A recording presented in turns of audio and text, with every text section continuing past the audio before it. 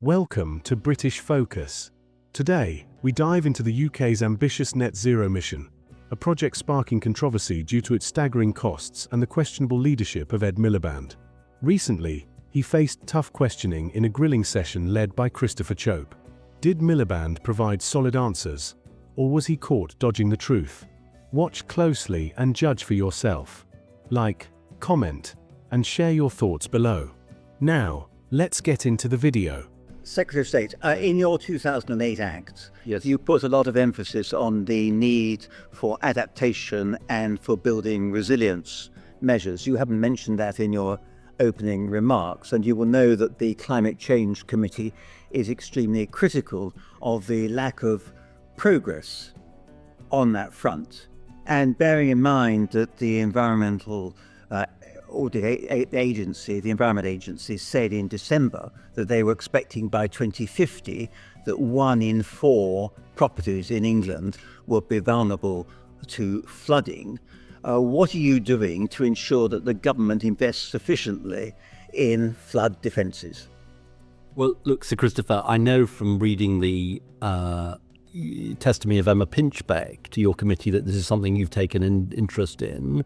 And I think we should just be frank about this, that this has for too long been somewhat of an orphan in government. It's led, as you will know, and indeed I think you expressed some concern about this. It's led not by my department, but by DEFRA, working with the Cabinet Office.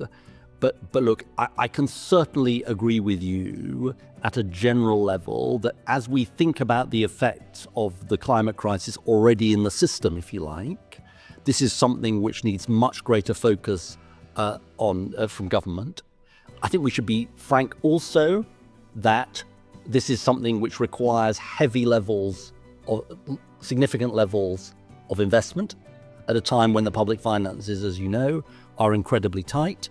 But this is a really, really important project, and I think it's something the government needs. And I'm happy to play my part in this. Something that the government needs to give proper attention to, because I don't think it's had the attention it deserves in the past. So if the government was to decide that investing in adaptation and resilience measures should take priority over some of the capital programs in your budget, you would go along with that, would you, on the basis that adaptation and resilience are of much greater significance for the ordinary people, you described the working people, than issues around reducing CO2 emissions? Because since 1990, we've reduced our CO2 emissions by half, but it hasn't made a hateworth of difference to the impact of climate change on ordinary people in this country. So we've got surely to put our priority in adaptation and resilience measures. I think you're going to be frustrated with my answer, Sir Christopher. I think we've got to do both, because, look, we could give up on measures on tackling greenhouse gas emissions, but I think that will be grossly irresponsible, because the way I think about this is obviously Britain on its own can't tackle the climate crisis. You're absolutely right to say that we're 1% of global emissions. But the decisions we make have a massive effect on our ability to influence others to also act. And let me just give you a very clear example of this. When we passed the 2008 Climate Change Act, it was emulated around the world. So it didn't just have an effect in Britain, it had an effect elsewhere. I think there's something like 25 other equivalents of the Climate Change Committee in different countries of the world. If we achieve clean power by 2030 as the mission of our government, it will send a message to the rest of the world about what is possible. So it's a frustrating answer to you, but I don't think there's any other option, and I don't think there's any other responsible option other than doing both of these things. You're ducking in a question about adaptation and resilience, because we used to be global leaders in adaptation and resilience, and the Climate Change Committee says that we have fallen behind on that.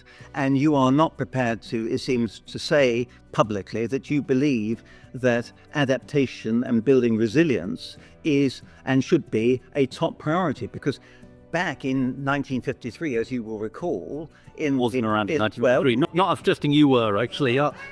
In the Netherlands, there were 2,000 people killed as a result of flooding.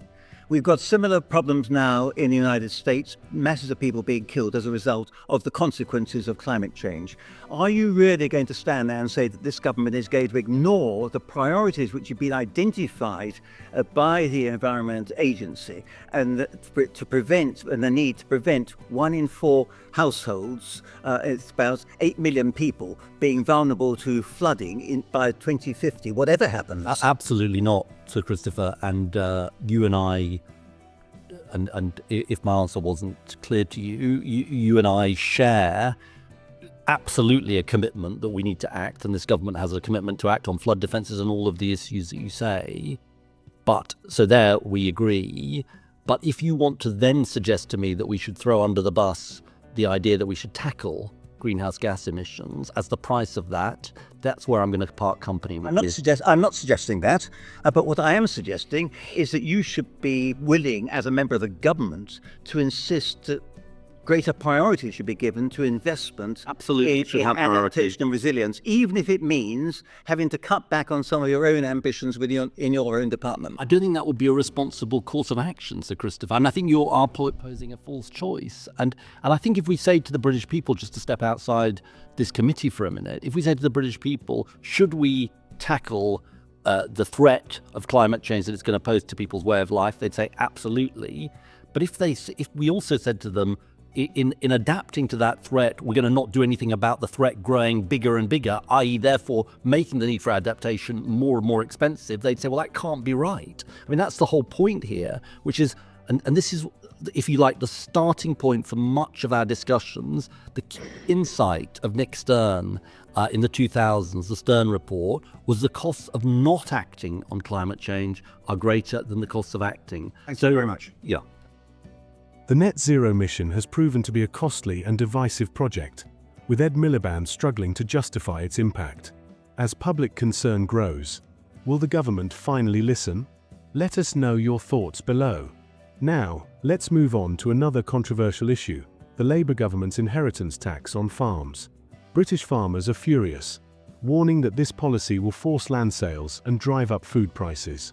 With tensions rising, let's see what happened in Westminster. Watch this. Thank you very much. I beg to move that this House is considered e-petition 700138 relating to inheritance tax relief for working farms. It's a pleasure to serve under your chairship, Sir Edward. To date, the petition in question has received just shy of 150,000 signatures, a mark of strength, the feeling that exists about this proposed policy change. The petitioners argue that, and I quote, changing inheritance tax relief for agricultural land will devastate farms nationwide, forcing families to sell land and assets just to stay on their property. I want to put on record my thanks for the diligent staff of the Petitions Committee, who have secured for me, as a representative of the petitioners, meetings with the NFU, the CLA, the Tax Policy Associates, the Institute for Fiscal Studies, and the Rural Accountancy Group. As a Member of Parliament for the rural constituency in South Norfolk, which is formed of a patchwork quilt of farms, I am honoured to lead this to debate, and in doing so to give a voice to the farmers in my constituency who have contacted me to share their thoughts about the planned changes to inheritance tax on agricultural businesses. I will give way. Grateful to the Honourable Gentleman giving way. In 2012, there was a proposal, which my right honourable friend and I certainly opposed by the then Chancellor, to impose VAT on static caravans. It was clearly wrong when you looked into it. Will the Honourable Gentleman do the right thing, represent his rural constituents, and recognise that this ruinous policy will not only destroy family farms across the country, it'll put up food prices and worsen our national energy security? Do the right thing, challenge your own Chancellor, and take some of your colleagues with you. I thank the Honourable Member for his intervention at 1 minute 26. I'll try and get through my speech so you can hear what I'm about to say. The Labour government's inheritance tax on farms has ignited outrage across the country, with farmers warning of land losses, rising food prices, and a weakened agricultural sector. Despite fierce criticism, will Labour reverse course or push forward with this controversial policy? Let us know what you think in the comments. And don't forget to like and share if you believe this issue needs more attention. Thanks for watching, and see you in the next video.